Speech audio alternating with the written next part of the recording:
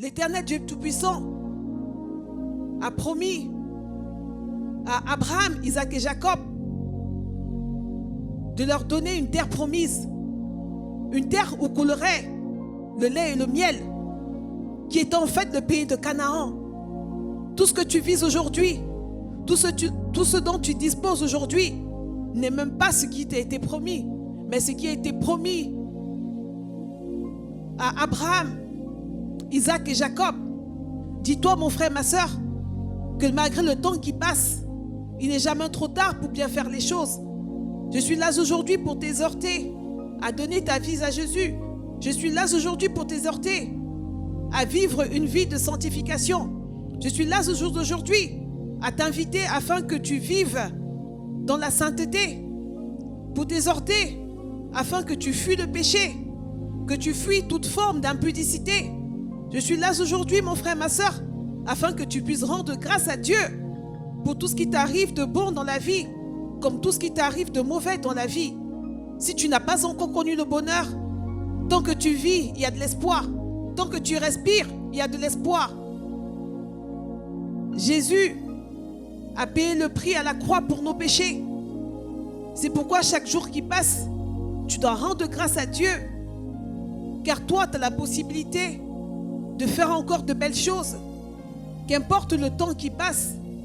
Simplement, mon frère, ma soeur, il y a une réalité que tu dois savoir. Le résultat que tu auras demain dans ta vie ne sera que les conséquences de la manière dont tu auras utilisé ton temps. Il y a certaines personnes dans la vie qui se contentent simplement de vivre dans des distractions. Il y a certaines personnes dans la vie qui ne se contentent que de ne faire que ce qui leur plaît. Il y a certaines personnes dans la vie qui ne se contentent que de se dire « J'ai le temps de recommencer, j'ai le temps de bien faire demain. » Mais dis-toi que le temps qui passe ne t'appartient pas. Certes, c'est ton temps. Tu as le droit de l'utiliser comme tu veux.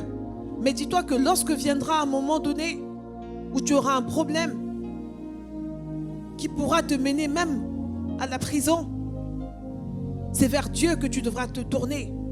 C'est ainsi, mon frère, ma soeur, que j'aimerais te raconter l'histoire d'une personne qui était affligée, qui n'avait pas de quoi manger.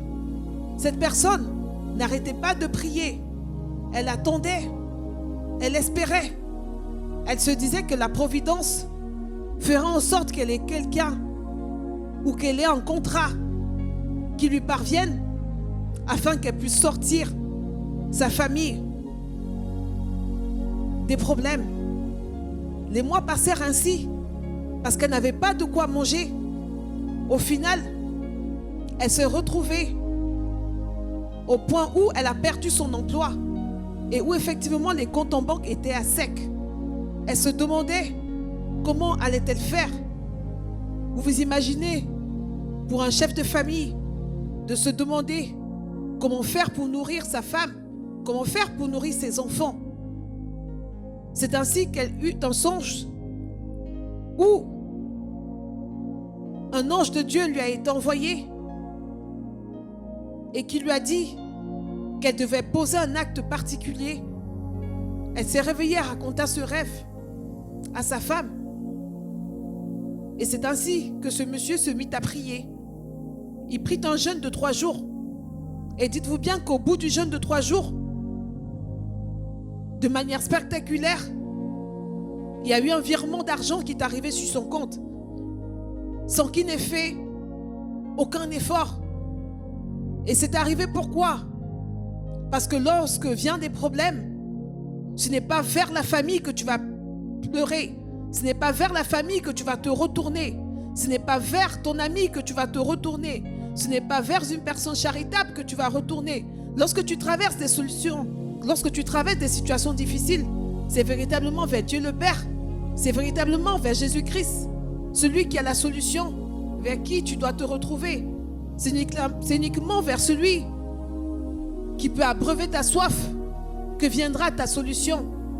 Et tu vois bien, mon frère, ma soeur, que c'est uniquement vers Dieu, vers Jésus, que cette personne-là a eu son salut, que cette personne-là a réussi à s'en sortir la tête haute d'une situation qui était désespérée, d'une situation où elle ne savait pas quoi faire. Ce qui est déplorable de nos jours, mon frère, ma soeur, c'est que lorsque ça ne va pas, les chrétiens arrivent à se retourner vers des marabouts, vers des charlatans, vers des personnes qui peuvent leur prédire leur avenir, des personnes qui vont leur promettre quoi faire et comment faire afin d'arriver à rattraper le temps qui est passé, où elles n'auront peut-être pas prévu de mettre des sous de côté pour les sortir de la situation. Et ce n'est pas ce qu'il faut faire.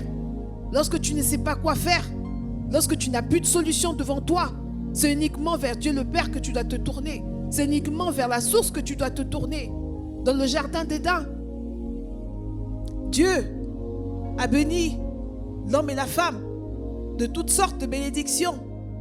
Et dis-toi que parce que nous avons été bénis par nos ancêtres Adam et Ève, tout ce que Dieu veut pour ses enfants, c'est uniquement qu'ils soient heureux.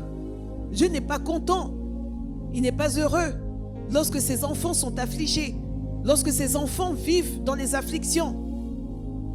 Cependant, mon frère, ma soeur, Dieu nous appelle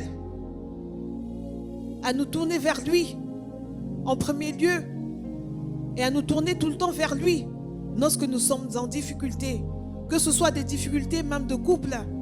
Ça ne sert à rien de te tourner vers des voisins, ça ne sert à rien de te tourner en premier vers les membres de ta famille pour appeler à l'aide, car ce n'est pas le bon moment, ce n'est pas la saison où tu devras solliciter leur aide. Au moment où tu vas raconter tes problèmes à ton prochain, dis-toi qu'à ce moment-là, il n'a pas le temps de t'écouter.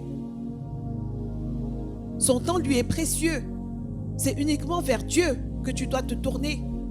C'est uniquement vers Jésus que tu dois crier au secours. Il est dit dans la Bible que tout ce que vous demandez au Père, en passant par le Fils, dites-vous qu'à peine l'avoir demandé, vous l'avez déjà obtenu. Et je suis là aujourd'hui, mes frères et sœurs, pour vous exhorter à tout le temps garder la foi, à tout le temps garder de l'espoir, à tout le temps ne point désespérer, quels que soient les résultats que vous voyez, quelle que soit la situation dans laquelle vous vous trouvez, quel que soit le temps qui passe. Dites-vous que le temps Kairos, qui est le temps de Dieu, qui est le temps déterminé pour lui dans vos vies d'agir, n'est pas encore arrivé. Et parce que Dieu n'a pas dit, n'a pas décidé que c'était le moment et que ce n'est pas encore sa volonté, tout ce que vous pouvez souhaiter, tout ce que vous pouvez faire ou vouloir en utilisant vos propres forces, ça ne s'accomplira pas.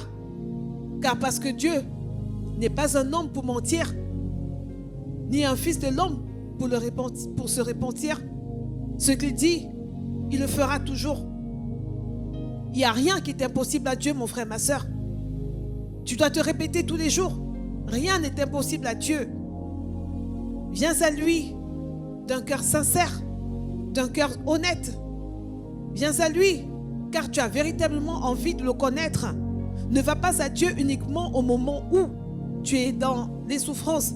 Ne va pas à Dieu uniquement au moment où tu cherches la solution à tes problèmes. Tu as passé toute l'année à réviser. Tu t'es peut-être des fois amusé.